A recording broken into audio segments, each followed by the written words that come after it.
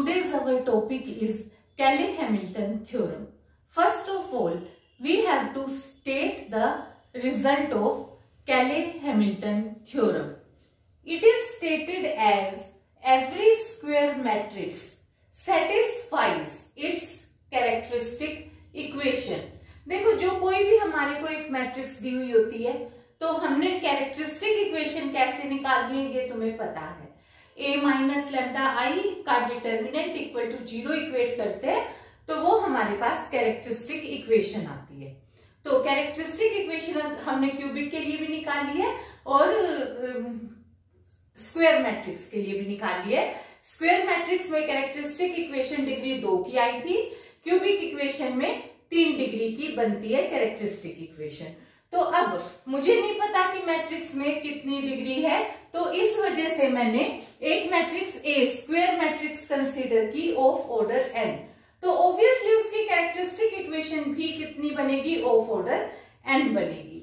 और यहाँ पे ये वाली वैल्यू बन गई P naught plus P one lambda plus P two lambda square plus P N lambda N is equal to 0 where P naught P one P two up to P N ये सारे के सारे हमारे पास scalars हैं यानी कि constant है और लैम्डा हमारी इगन वैल्यू है. ठीक है, और या कैरेक्टरिस्टिक वैल्यू. तो अब हमारे को क्या प्रूफ क्या करना है, we want to show that कि अगर मैं इस लैम्डा की जगह पे a सब्स्टिट्यूट कर दूं तो ये वाली इक्वेशन मेरी सेटिस्फाई होगी. अब लैम्डा तो देखो स्केलर है, लैम्डा तो कांस्टेंट क्वांटिटी है और जबकि a मैट्रिक्स है तो इसमें इसी वजह से क्योंकि पी नोट है तो मैंने पी नोट के साथ अब यहाँ पे क्या लगा दिया, एक identity matrix of order n by n की मेरे को साथ मल्टीप्लाई करनी पड़ेगी. तो ये वाली वैल्यू तो यहाँ पे ये जो कांस्टेंट है ये मैट्रिक्स के साथ मल्टीप्लाई करके हमारे को रिजल्ट फाइंड आउट करना हुआ करेगा. तो सबसे पहले तो अब हमें थ्योरम ही प्रूव करनी है. थ्योरम प्रूव करने के लिए अब मेरे पास क्योंकि मुझे पता है कि a into adjoint a determinant a into identity matrix होता है, तो इसी रिजल्ट का यूज करके मैंने a की जगह पे a minus lambda I use कर लिया. तो मेरे पास क्या बन गया, a minus lambda I into adjoint a minus lambda I will be equal to determinant of a minus lambda I into I. ठीक है, ये मेरे पास रिजल्ट बन जाएगा. तो अब मुझे ये पता है कि जो एडजॉइंट a माइनस लेमडा आई है ये एक तरीके से कोफैक्टर्स की मैट्रिक्स होती है और जब हम कोफैक्टर्स निकालते हैं तो इसका मतलब होता है कि जैसे अगर डिग्री पहली इक्वेशन की 3 थी तो एडजॉइंट a की डिग्री 2 कंसीडर की जाती है क्योंकि ये हमने एक तरीके से डेरिवेटिव फाइंड आउट किया होता है मैट्रिक्स का. तो यहाँ पे इसकी एक डिग्री कम होती है. ये हमेशा ध्यान रखना कि अगर a मैट्रिक्स की डिग्री n है तो एडजॉइंट a की डिग्री n-1 होती है.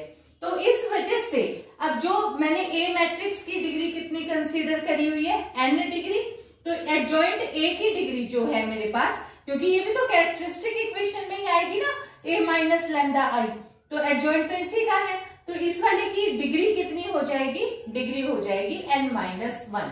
तो मैंने अब इसको कोई और नया नाम दे दिया, तो मैंने नाम दे दिया B naught B one lambda plus B two lambda square plus so on B n-1 lambda n-1. अब फिर मैंने a minus lambda I into adjoint a की मल्टीप्लीकेशन करी, इन सारी वैल्यूज को मैंने इसमें सब्स्टिट्यूट किया तो a माइनस लैम्डा आई और ये वाली मेरी हो गई एडजॉइंट a की वैल्यू और ये a माइनस लैम्डा आई की वैल्यू. ठीक है, ये जो मैंने यहाँ पे यूज करी हुई है तो ये रही मेरी कैरेक्टरिस्टिक इक्वेशन a नोट, तो ये इस साथ में कितनी हो गई, इज इक्वल टू आई, क्योंकि कैरेक्टरिस्टिक इक्वेशन हम a माइनस लैम्डा आई से निकालते हैं और ये मैंने ये कंसीडर की हुई है कि कैरेक्टरिस्टिक इक्वेशन इज दिस और डिराइव कहां से होती है, इधर से. ठीक है, तो मैंने इनको सारी वैल्यूज को मतलब एडजॉइंट a को और ये कैरेक्टरिस्टिक पॉलिनोमियल को इस इक्वेशन में पुट कर दिया.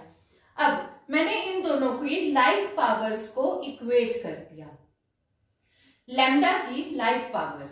अब देखो सबसे पहले मैंने डिग्री कांस्टेंट डिग्री यहाँ पे कौन कौन सी हुई, जब केवल और केवल बी नोट a के साथ मल्टीप्लाई हुआ तो मेरे पास डिग्री कांस्टेंट वाली टर्म की आई यहाँ पे।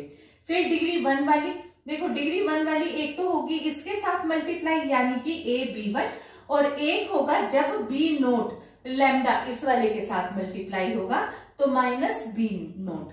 अब इसी तरीके से मैं डिग्री 2 वाली टर्म्स देख लेती हूँ। B2 वाली देखो मुझे, क्योंकि ये वाली तो हो ही नहीं सकती, ये भी नहीं हो सकती, तो एक तो ये टर्म इसके साथ, क्योंकि लैम्डा और लैम्डा होगा तो लैम्डा स्क्वायर होगा, एक ये वाली वैल्यू इसके साथ, यानी कि एक तो टर्म मेरे पास हो गई AB2 और दूसरी यहां से हो गई B1 माइनस B1, ठीक है, एंड सो ऑन। अब ये लास्ट वाली टर्म हम इक्वेट कर लेते हैं। अब n की डिग्री मेरे पास कब होगी, क्योंकि हाईएस्ट डिग्री n-1 है और ये n लैम्डा से मल्टीप्लाई होगा तो ही मेरे पास डिग्री n आएगी।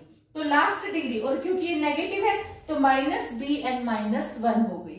ये मैंने अभी लेफ्ट हैंड साइड इक्वेट कर दिया। और ऑब्वियसली देखो यहाँ से अब तुम्हें पता है 1 2, तो ये इंक्रीजिंग ऑर्डर में इस तरीके से जा रहा है, तो यहाँ पे मेरे पास कितना आएगा, क्योंकि यहाँ पे मैं 0 से स्टार्ट करूंगी तो अगर पहली टर्म 0 से है और यहाँ पे वैल्यू मेरे पास कितनी आ जाएगी Bn-1, क्योंकि देखो यहाँ पे 0 2 बार है, फिर यहाँ पे 1, फिर 2, फिर 3 अप टू n-1, तो जो टर्म यहाँ है वही हमारे पास यहाँ आके स्टॉप करेगी। अब दोबारा से इधर आ जाओ, तो इधर वाली वैल्यू मेरे पास अब कितनी है, पहले कांस्टेंट टर्म है P0 और फिर एक लैम्डा वाली है P1, फिर लैम्डा स्क्वायर वाली है P2 और अप टू लैम्डा n वाली कौन सी है Pn, तो उससे पहली वाली हमें पता ही है कि Pn-1 होगी।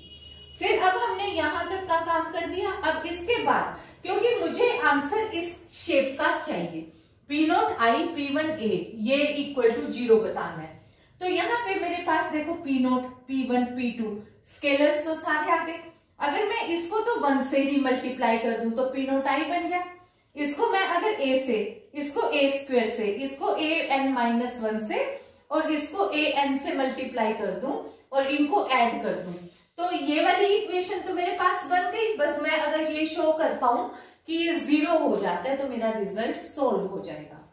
तो मैंने क्या किया, pre multiplying by identity matrix a square up to an से रिस्पेक्टिवली हर इक्वेशन को मल्टीप्लाई कर दिया।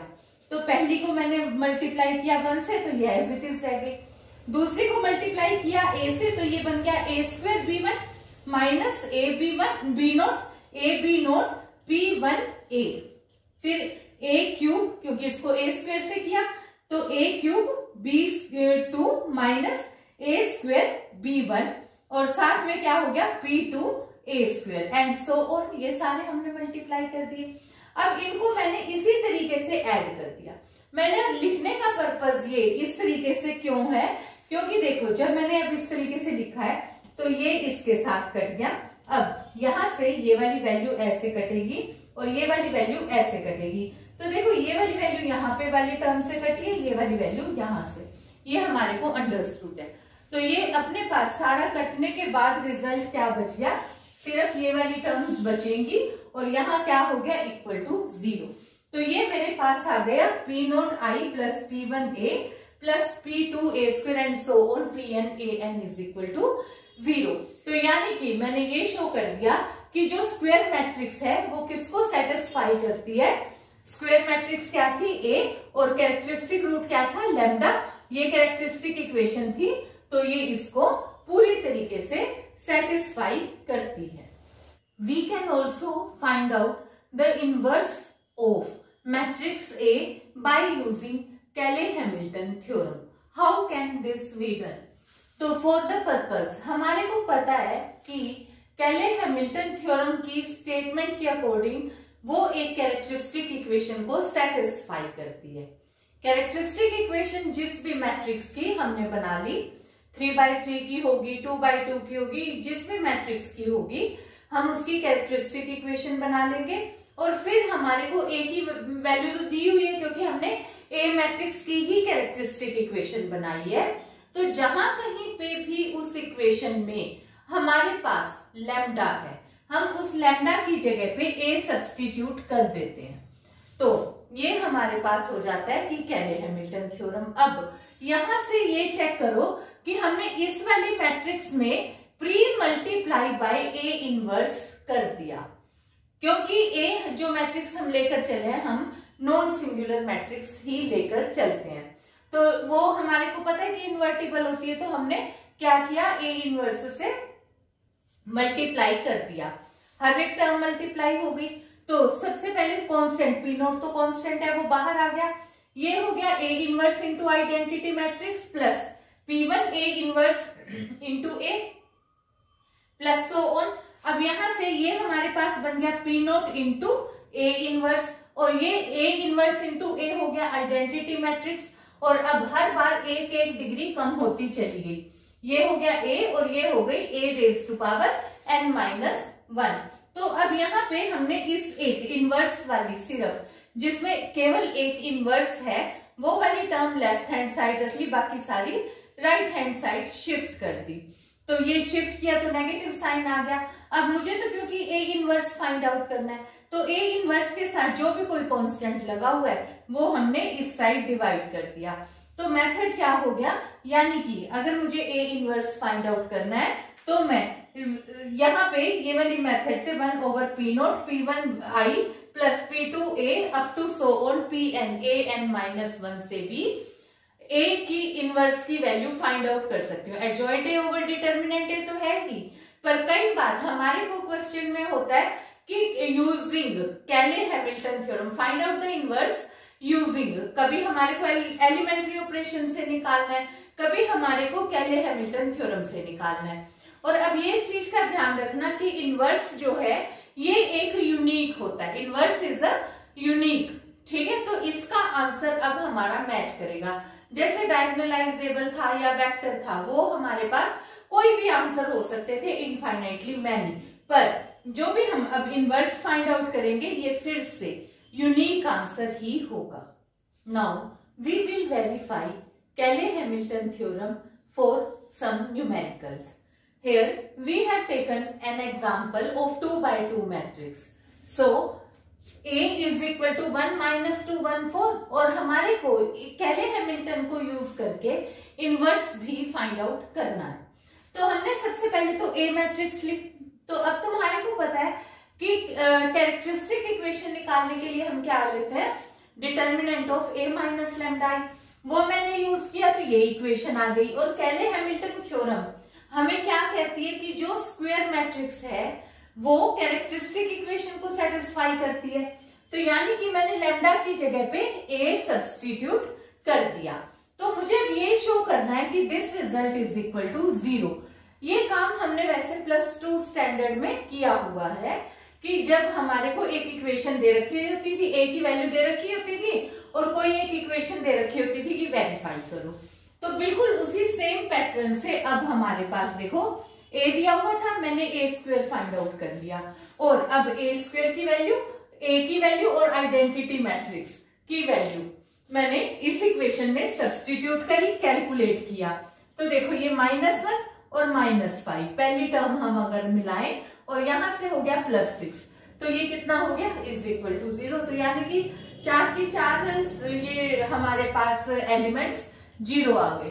तो इसका मतलब क्या हो गया कि this result is equal to 0। तो ये हमारे पास कैले हैमिल्टन थ्योरम वेरीफाई हो जाती है। फिर अब हमारे को इसका इनवर्स फाइंड आउट करना है। ऑब्वियसली अभी हमने इनवर्स वाला मेथड भी देखा कि कैसे निकालना होता है। तो मैंने इस इक्वेशन के प्री मल्टीप्लाई में ए इनवर्स कर दिया और फिर इनको हर एक टर्म के साथ मल्टीप्लाई किया। तो यहाँ तो हो गया ए की डिग्री 1 रह गई, यहाँ पे आइडेंटिटी हो गई A inverse into A identity, और यहाँ पे मेरे पास आ गया 6 इंटू ए इनवर्स, और inverse multiplied by 0 is equal to 0। फिर यहां से मैंने इस टर्म को, क्योंकि मुझे इनवर्स फाइंड आउट करना है, इनवर्स मेरा इस टर्म में, तो इसको मैंने एक साइड रखा, बाकी दोनों टर्म्स को मैं दूसरी साइड ले गई। तो मैंने इस तरीके से लिख लिया। अब ए की वैल्यू मैंने यहाँ सब्स्टिट्यूट करी +5i, और ये मेरे पास रिजल्ट हो गया। फिर लास्ट में मैंने 1/6 से डिवाइड कर दिया, और यहाँ पे अब तुम चाहो तो अंदर मल्टीप्लाई भी करके, चाहे यहीं छोड़ दो आंसर, चाहे यहाँ छोड़ दो। तो ये हमारे पास इसका रिजल्ट है। मतलब हमने अब इस क्वेश्चन में कैले हैमिल्टन थ्योरम भी वेरीफाई कर दी और इनवर्स भी फाइंड आउट कर दिया। एक हम 3x3 का भी एग्जांपल लेते हैं, पर अदरवाइज अब कोई भी स्टेटमेंट हो तुम इसी तरीके से क्वेश्चन को सोल्व कर सकते हो। और एक होता है कि हैंस एंड अदरवाइज, अगर hence and otherwise find the inverse है, तो जब हमारे को अगर by chance Cayley Hamilton theorem दी गई है तो हम प्रेफर करते हैं कि इनवर्स फाइंड आउट भी हम कैले हैमिल्टन थ्योरम से ही करें, क्योंकि हमारे पास सारी वैल्यूज ऑलरेडी कैलकुलेटेड होती हैं, बस प्लस माइनस ही रह जाता है, ठीक है। और अदरवाइज तुम्हारे को इनवर्स फाइंड आउट करना आता है, ये अदरवाइज में तो तुम्हारी मर्जी है, कोई भी मेथड यूज कर सकते हो, एक्लन फॉर्म यूज कर सकते हो या adjoint A over determinant A use कर सकते हो। Now we are discussing a 3x3 matrix. So अब अपने पास यहाँ पे ए एक 3x3 की मैट्रिक्स दी हुई है और अब हमारे को यहाँ पे ये शो करना है कि कैले हैमिल्टन थ्योरम सेटिस्फाई होती है और using Cayley Hamilton theorem inverse find out करना है। तो सबसे पहले तो मैंने इसके साथ कैरेक्टरिस्टिक इक्वेशन बना ली, ये काम हम कर चुके हैं। अब मुझे ये पता है कि लैम्डा की जगह पे मुझे ए सब्स्टिट्यूट करना है, तो यानी कि मुझे इसको 0 बनाना है, तो यानी कि मुझे ए क्यूब फाइंड आउट करना पड़ेगा। ऑब्वियसली कैलकुलेशन है, तो ए मुझे दे रखा है, ए स्क्वायर मैंने निकाला। ए स्क्वायर तुम्हारे को पता है कि इस रो को इस कॉलम के साथ मल्टीप्लाई करोगे 9 + 8 + 8 करके सारी वैल्यूज हमने इस तरीके से फाइंड आउट कर ली। फिर अब इस वैल्यू को अगेन ए से मल्टीप्लाई कर दोगे, ए प्री भी मल्टीप्लाई कर सकते हो, पोस्ट भी मल्टीप्लाई कर सकते हो, कोई इफेक्ट नहीं होगा, क्योंकि सेम मैट्रिक्स को सेम मैट्रिक्स से मल्टीप्लाई करने पे कॉम्यूटेटिविटी पे कोई इफेक्ट नहीं पड़ना। तो चाहे तुम जैसे मर्जी मल्टीप्लाई कर दो, चाहे ए इस साइड लिख के मल्टीप्लाई कर लो, चाहे ए इस साइड, तो ये रिजल्ट तुम्हारे पास यही बनेगा, ए क्यूब आ गया। अब देखो ए क्यूब की वैल्यू, क्योंकि lambda cube minus 9 lambda square, तो 9a square plus 3a minus 27i, values में सारी निकाल चुकी, बस अब तो सिर्फ ये कैलकुलेशन प्लस और माइनस रह गया। तो ए क्यूब की वैल्यू मैंने सब्स्टिट्यूट करी, -9a स्क्वायर की वैल्यू सब्स्टिट्यूट कर दी, फिर मेरे पास हो गया ये प्लस 3a, फिर -27 आइडेंटिटी मैट्रिक्स, तो मैंने क्या किया 27 27 27 डायगोनल की जगह पे। अब इनको जब मैंने सबको कैलकुलेट कर लिया तो ये मेरे पास रिजल्ट आ जाएगा 0 0 0 0। तो ये मेरे पास हो गया कि इससे मेरे को पता लग गया कि जो ये मेरे पास है कैले हैमिल्टन थ्योरम सेटिस्फाई हो जाती है। तो ये कैलकुलेशन के बाद मेरा ये रिजल्ट 0 बन जाएगा। अब जब ये 0 बन गया तो अब मुझे पता है कि मुझे इनवर्स निकालने, पहले तो मुझे कैले हैमिल्टन थ्योरम करनी थी, वो मैंने वेरीफाई कर दी। अब मैंने प्री मल्टीप्लाई किया ए इनवर्स से, तो फिर ए इनवर्स से जब मैंने अंदर मल्टीप्लाई कर दिया तो मेरे पास 27 ए इनवर्स मैंने शॉर्ट में ही लिख लिया डायरेक्ट, तो 27 ए इनवर्स मेरे पास अब इस तरीके की वैल्यू आ गई। अब देखो मुझे और अदरवाइज में जाने की जरूरत ही नहीं, क्योंकि ए स्क्वायर मेरा कैलकुलेटेड है ए इनवर्स की वैल्यू में, तो यहाँ पे अदरवाइज एडजॉइंट ए निकालूंगी तो फिर से 9 को फैक्टर्स निकालने पड़ेंगे, डिटर्मिनेंट निकालने पड़ेंगे, ऐसे ही एक्लन फॉर्म करूंगी तब भी मेरे को दोबारा से क्वेश्चन अटेम्प्ट करना पड़ेगा। तो हेंस और अदरवाइज में भी हम यही वाला मेथड प्रेफर करेंगे कि जिस क्वेश्चन में जिस तरीके का फ्लो चल रहा होता है उसी के साथ हम क्वेश्चन सोल्व करते हैं। तो यहाँ पे ए स्क्वायर की वैल्यू मैंने सब्स्टिट्यूट कर दी, क्योंकि जो मैंने ऊपर निकाली ही हुई है ये वाली ए स्क्वायर की वैल्यू यहाँ आ जाएगी -9a + 3 identity matrix.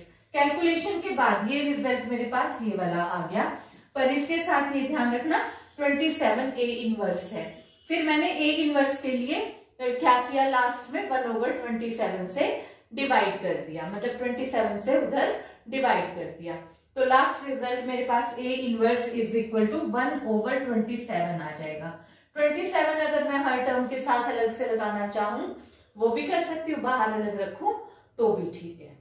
In this question we have to find value of a⁸ using Cayley Hamilton theorem, जबकि हमारे को वैल्यू दी हुई है a = 1 to 2 - 1। तो अपने को पता है कि ए मैट्रिक्स है, तो इसके पहले हमने कैरेक्टरिस्टिक इक्वेशन फाइंड आउट कर ली। कैरेक्टरिस्टिक इक्वेशन क्या हुई अपने पास, लैम्डा स्क्वायर माइनस 5 आ गई। फिर हमें पता है कि कैले हैमिल्टन थ्योरम के according A square minus 5i should be equal to 0। हमने ये वेरीफाई कर लिया। हमने पहले ए से ए स्क्वायर फाइंड आउट किया, -5 इंटू आइडेंटिटी मैट्रिक्स निकाली, हमने चेक कर लिया कि ये इक्वल टू 0 आ गया। तो अब हमने क्या किया, इसके अकॉर्डिंग मेरे पास A square is equal to 5 identity आ गया। अब देखो, क्योंकि मैं अगर ए स्क्वायर की स्क्वायर कर देती हूँ, क्योंकि अलग से मुझे कुछ भी अब फाइंड आउट करने के लिए नहीं है, तो मैंने जब ए स्क्वायर का स्क्वायर किया तो क्योंकि 5 का हो गया ये 25, आइडेंटिटी मैट्रिक्स को मैं स्क्वायर भी करूंगी तो आइडेंटिटी ही रहेगा। इसी तरीके से मैं चाहती तो मैं डायरेक्ट चाहे पावर 4 कर दूं, और चाहे तो पहले यहाँ a4 is equal to 25 identity, फिर इसका स्क्वायर कर दिया, तो ये क्या हो गया a रेज टू पावर 8, और ये 25 का स्क्वायर हो गया तो 625, identity into identity again is equal to identity. तो मेरे पास a रेज टू पावर 8 यहां से कितना आ गया, 625 आइडेंटिटी। और कैले हैमिल्टन थ्योरम यूज करके मेरे पास बड़े आराम से a8 की पावर आ गई, a रेज टू पावर 8 की पावर इक्वल टू 625 1, ये रिजल्ट इज इक्वल टू 0 625, यहाँ पे आएगा 0। ठीक है, ये मेरे पास इसका रिजल्ट आ गया। There is one more question in which a is given to us and we have to express an equation as a linear polynomial in a। तो अब इसमें हमारे को करना किस तरीके से है, सबसे पहले तो हमें a दिया हुआ है, और जब हमारे को a6 इस तरीके से हमें आइडिया हो गया कि पहले तो हमारे को अब यहाँ पे कैरेक्टरिस्टिक इक्वेशन बनानी है। कैरेक्टरिस्टिक इक्वेशन बना के ये जो रिजल्ट आया, हमें पता है कि कैरेक्टरिस्टिक इक्वेशन को कैले हैमिल्टन थ्योरम सेटिस्फाई करता है। तो कैले हैमिल्टन थ्योरम यूज करके हमने लिख दिया कि वी नो दैट कैले Hamilton theorem satisfies the characteristic equation, so a square minus 4a plus 5i is equal to 0। अब यहां से मैंने a स्क्वायर की वैल्यू निकाल ली। अब देखो ये है 4a माइनस 5i, यानी कि a स्क्वायर को मैंने लीनियर एक्सप्रेशन में एक्सप्रेस कर दिया। लीनियर का मतलब हमें क्लियर है कि जिसकी डिग्री मैक्सिमम डिग्री 1 हो। तो फिर मैंने इनको a से मल्टीप्लाई किया, फिर a क्यूब हो गया, इसको a क्यूब को फिर a से मल्टीप्लाई किया तो a4 वाली टर्म आ गई, फिर इसको फिर से a से मल्टीप्लाई किया a5 लिख लिया, फिर इस इक्वेशन को फिर से हर एक टर्म को a से मल्टीप्लाई किया तो a6 आ गया, क्योंकि मेरी मैक्सिमम डिग्री a6 थी। तो फिर मैंने ये इक्वेशन को वापस इधर लिखा, a6 की वैल्यू 5 में कन्वर्ट हो गई। देखो 6 से मेरी डिग्री घट के 5 हो गई। तो पहले मैंने जैसे रिजल्ट था उस तरीके से लिख लिया, या दूसरा तरीका ये भी हो सकता था कि पहले ही यहाँ पे a स्क्वायर की वैल्यू पुट कर दो, तो उससे हमारी a क्यूब भी लीनियर हो जाएगा। फिर a क्यूब की वैल्यू यहाँ सब्सटीट्यूट कर देंगे, वो लीनियर आ जाएगी।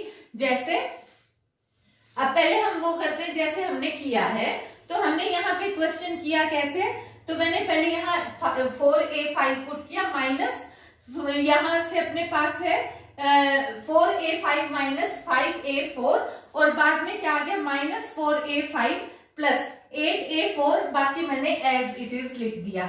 इससे मेरे पास ये वाली टर्म कट गई, ठीक है, ये और ये कट गई, तो मुझे यहाँ पे कंफर्टेबल हो गया। और ये 5 और 8, माइनस 5 और प्लस 8 है, तो ये 3a4 आ गया।